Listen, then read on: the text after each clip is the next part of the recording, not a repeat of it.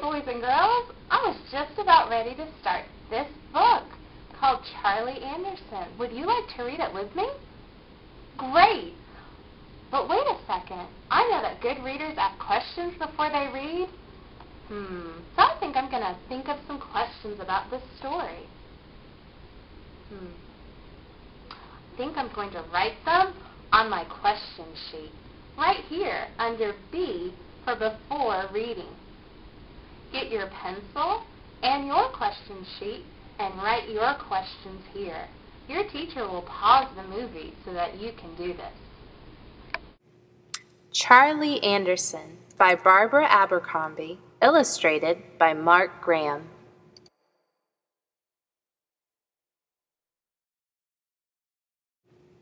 One cold night, a cat walked out of the woods, up the steps, across the deck, and into the house where Elizabeth and Sarah lived. He curled up next to their fireplace to get warm. He watched the 6 o'clock news on TV.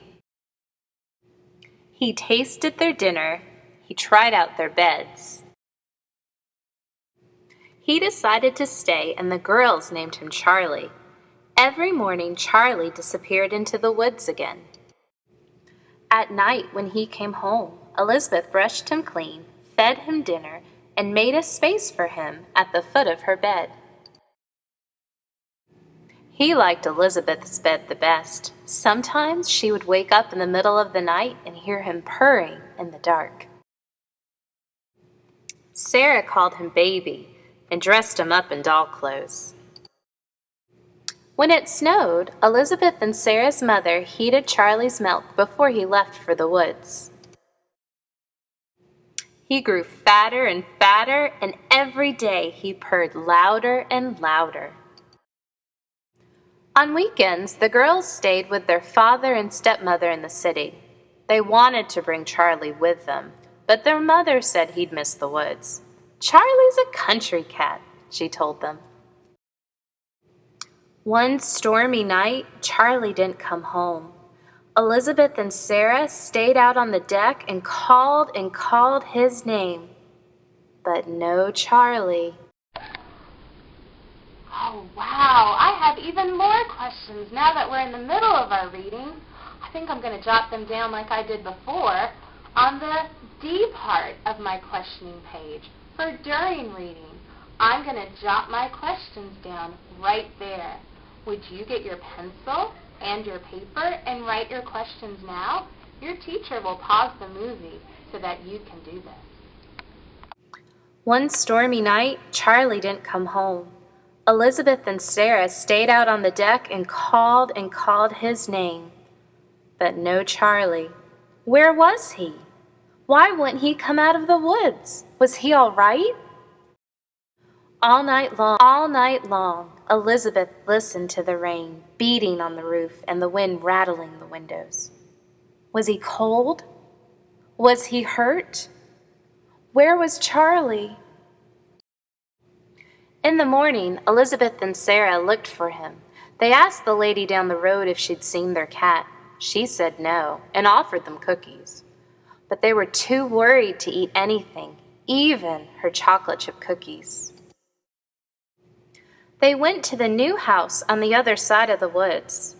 "Have you seen our cat?" they asked. "His name is Charlie. He's very fat and has gray striped fur." "We have a cat with gray striped fur," said the man. "But his name's not Charlie, it's Anderson. He's upstairs, asleep on our bed." They heard a meow, and down the stairs came a very fat cat with gray striped fur. "Charlie!" Sarah and Elizabeth cried. "No, that's Anderson," said the woman. "We've had him for 7 years. Right, Anderson?" He looked at her and began to purr. "But it's Charlie," Sarah said. He looked at her and purred louder. "Is he ever here at night?" Elizabeth asked. "Anderson is a hunter," said the man. "He prowls the woods at night."